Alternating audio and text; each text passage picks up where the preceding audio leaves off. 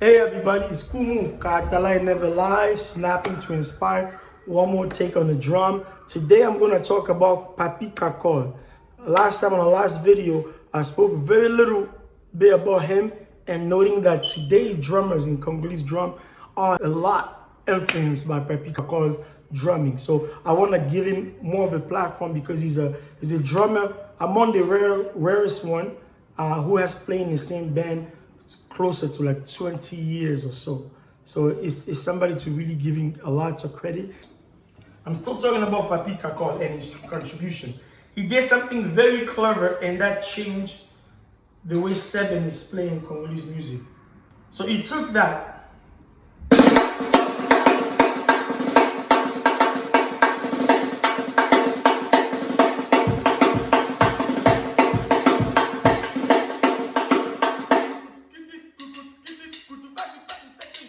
of the traditional music. He took that,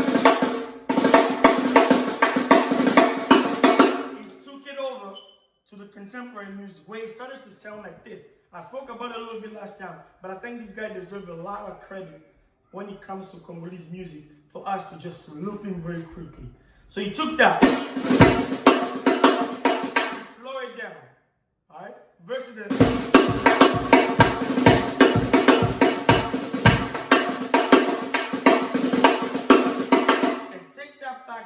now, coming from a straight, remember, the 6 day, 1, 2, 3, 4, 1, 2, 3, 4, 5, 6, 1, 2, 3, 4, 5, 6, 1, 2, is us, is a part of this music anyways. But now, in the contemporary form, we count in the 4/4 aspect. So he took that,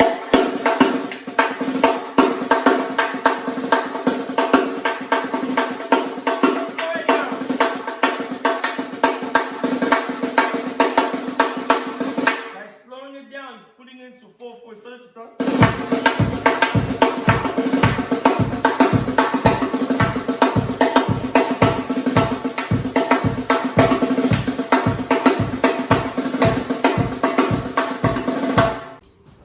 As I mentioned before, his style is a mixture of traditional and inserted the traditional style of Congolese drumming into contemporary, because he used to be part of Kibindankoi, a group of kids who their music was mainly influenced in that fusion of traditional music into a contemporized form. But it's really a bunch of cultural music. But what Papy Kakol did, let's go to the practical. Last time we spoke about the contribution of Titina.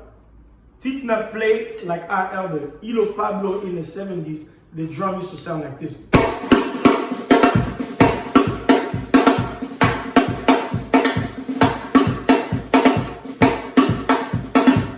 Because it had that funky mixed feeling to it. It's sort of like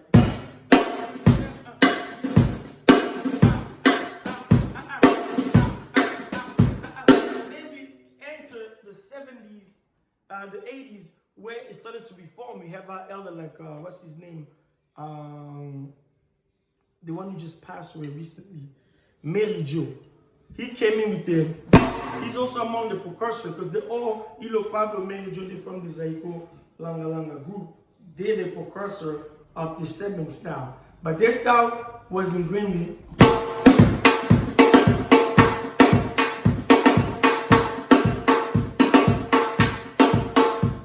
You can feel the staccato-ness into it, right? Where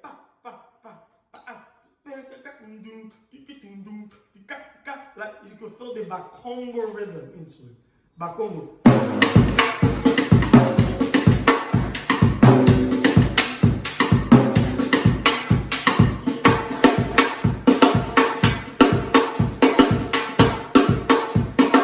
That's the feeling you had. Then we started the emergence of the Maradona and Titina. We started to hear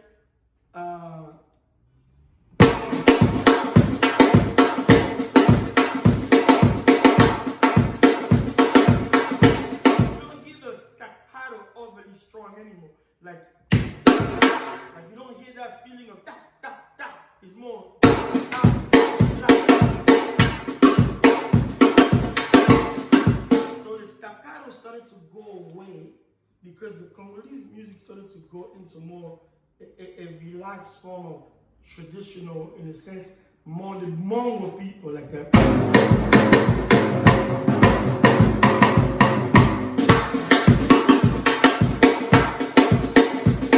President by Congo, we heard in the 70s and 80s. Now, I'm talking about Papika. What he did now, he took those as in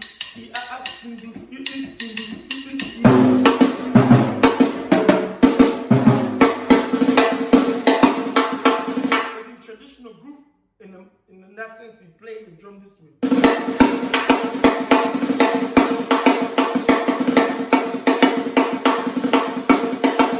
Remember, those Papika is older than me, but he's not far in age as me. So him and I grew up in the same era as we are learning the drum. Because some of us started music very early.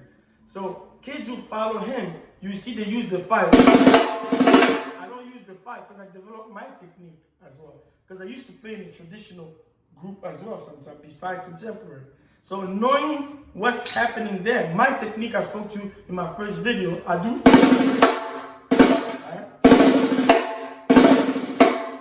He does.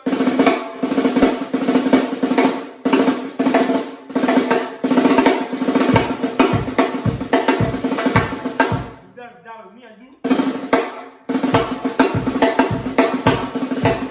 I'm still giving him credit for using this because today's style, when you listen to the Seben today, is really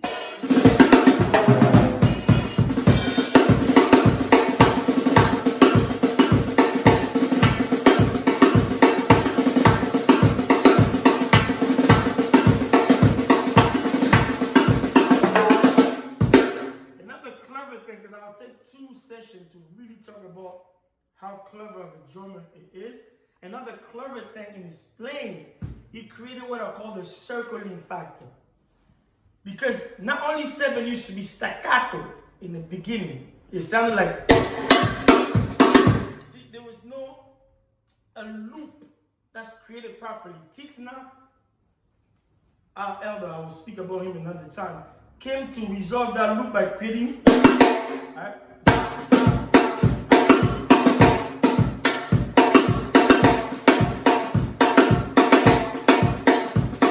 So he started to close that loop by creating a.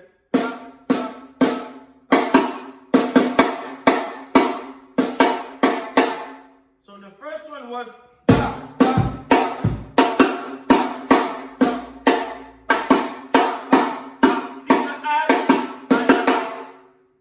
Not added that, right? So the first loop that started to create in a contemporary form in the modern, because our elder in the 70s was,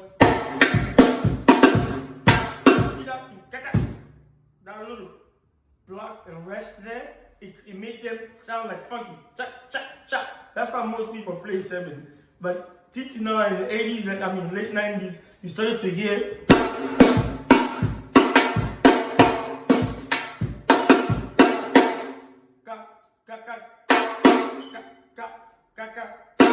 That closed the loop and Titina added.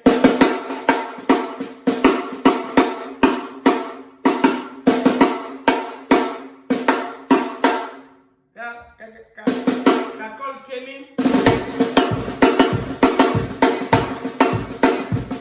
Now something clever started to happen. Congolese started to make the music feel very roundy. So meaning, if I had a double pedal, you hear the mixing of the hi-hat. 1, 2, 1, 2. So I'm creating a loop here.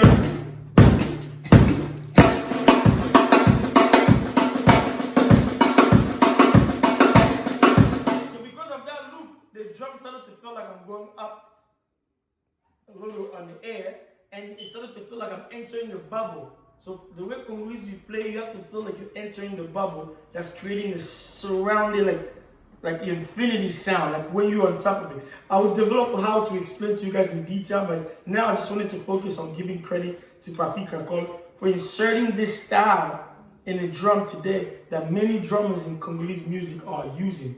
Alright? So one more time.